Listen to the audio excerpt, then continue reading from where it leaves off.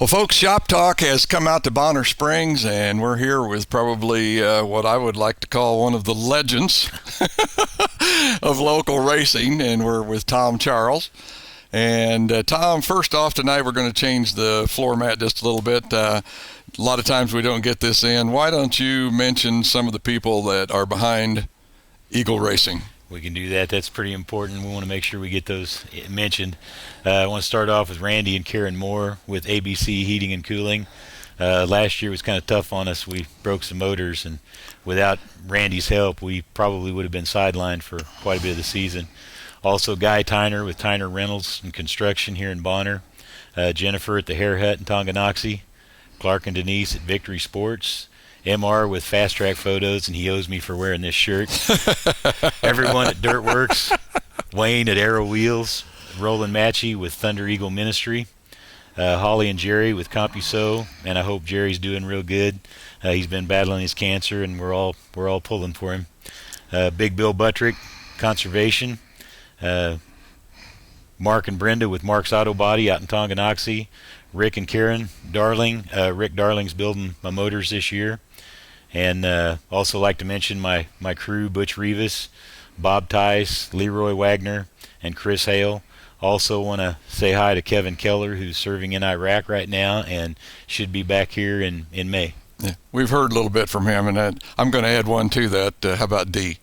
Well, I always got to thank Dee. I mean, she does seem to get left off on a lot of these deals, but without Dee, none of this would be possible, you know. And it goes beyond just Dee, but Dee's really important. I mean, let's face it, behind every good man, there's one heck of a good woman.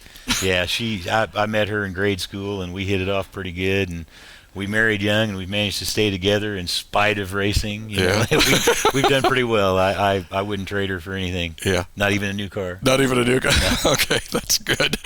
Okay, Tom, I guess back in the mid-'60s, your dad and your Uncle Frank got together and decided to take a stab at racing, and I guess that's what lit the bug for you. Yeah, actually, I think it was a surprise to Dad, because Dad was pretty much into hunting and fishing and playing a little music on the weekends. Somehow my uncle acquired 2 race cars. Don't know what the deal was, but he drug them home and got one of them going, and he ran it and convinced my dad that he needed to put a motor in the other one and run it. So he did, and I was just a kid, you know, with big eyes watching, and I got drugged to Riverside and witnessed it all and decided this is what I need to do. You know, I was hooked. Yeah, you know, and that was a golden era back then too, as far as I'm concerned. Of course, I'm getting to be an old guy, and I guess you always appreciate the past. I don't want to say more than the present, because I certainly enjoy the races at Lakeside now, but it was that era where we were coming out of the sprint car late model era, and really things were starting to change more towards the street stocks and the modifieds. Yeah, well, I really liked the stock cars. I remember seeing the sprint cars, but I didn't really relate to them. But the stock cars, I could relate to them, and that's where I found my fascination. And I did. I got hooked early on. Yeah. Okay, so we're going to jump ahead just a little bit. 1975, and you're working at McDonald's. Okay, I love that. How long did you work there? I actually worked there for 2.5 years. I started out, you know, just cleaning the floor and frying hamburgers, and I worked up to a crew chief and then an assistant manager, and had things going pretty good. And some of the guys that were working there had heard about Riverside starting up that pure stock class, and so we collected up $35, and we all got together and got some tin off a barn for sheet metal, and got some old used tires. You know, as long as they held air, they was tires for a race car. We had a full bench seat, 2-point roll cage, and a windshield with working wipers. And we headed to Riverside, you know. We don't want to talk about the rest of it, but I knew once I got behind the wheel of that car, I really wanted to hang in there, because that was my first experience. That was in 75. I was actually still in school the first time I drove. Oh, really? So, and I was married too. So. Wow. Oh, gosh. Like you say, quite a bit to come through. Yeah.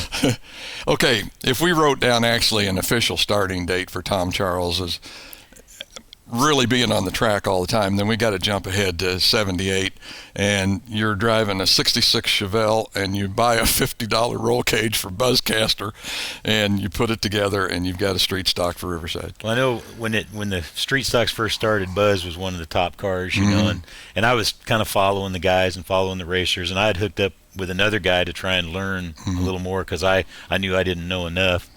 And I was able to get this roll cage Buzz had cut out of a car, and I think Tom Bierman probably built it originally, and with a hacksaw and, you know, some muscle, I managed to get it into this car. I think I bought the car for $50 too. Real nice Chevelle.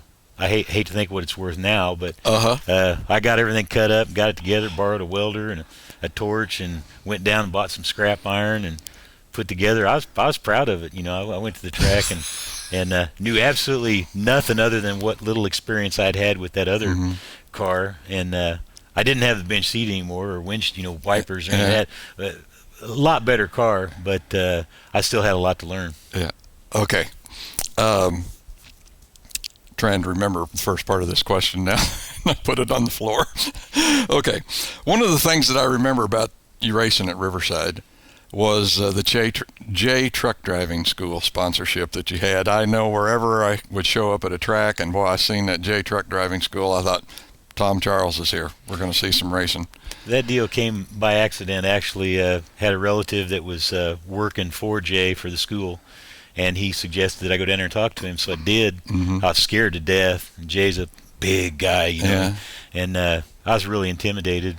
I asked him for some money, and he laughed, and he gave it to me, and it just kind of, every year he'd give me a little more, and it really built into a pretty good sponsorship. He was with me for 10 years till they had some financial problems and something about the government. I don't know exactly what happened, but that came to an end. But it was a good relationship. Yeah, like I say, really recognizable, terrific paint job. Really enjoyed it. That was a good logo. He allowed me to use my colors. His colors were red, white, and blue, and I didn't care for red, white, and blue, so we negotiated that, and it worked for both of us. Yeah. You know, when I think back about the street stock class there at Riverside, if you look at the names of the drivers that have come out of that, I want to say class of drivers, because it really was a fairly good period there, but I come up with these names. I got Billy Deckman, Buzzcaster, yourself, Carrick. Man, it's more or less a who's who of the guys that are on top of racing right now in Kansas City. Well, that's back in the day. I mean, Riverside was the place. I mean, that's where a lot of us cut our teeth. It's where I got started. You know, the first 4 years of my career, I mean, I was there every Saturday night, and a lot of these guys, I mean, they were tough then. A lot of them are tough now. Yeah. Here's a fact that really blows my mind. When I think of Tom Charles, I just think of wins, victories, whatever. And Tom, you didn't win a feature for the first 4 years you raced. No, it was in the fourth year, late in the season. That's why I said when I had a lot to learn. I truly had a lot to learn. I did everything the hard way. You know, I believed that I had the ability to make that car do anything. You know? And I could win races, and of course I wasn't doing it, so I should have been smart enough to figure that out. But we kind of got things figured out, and eventually we won a couple races at the end of 81, and then when we hit 82, we just kind of seemed to hit our stride. But it took some other people, and it took a little brain power, and we finally got it figured out. That's what I guess my part of this question I wanted to ask you was, what helped you turn it around? Was there some individuals or whatever that a lot got you going? Was getting hooked up with Dale Craft by accident. I blew a motor, and they tore up a car. I needed a motor, and they needed a car, and so we put it together, and Dale and I got together, and we stayed together for over 20 years, and probably, you know, his knowledge and my drive, it worked.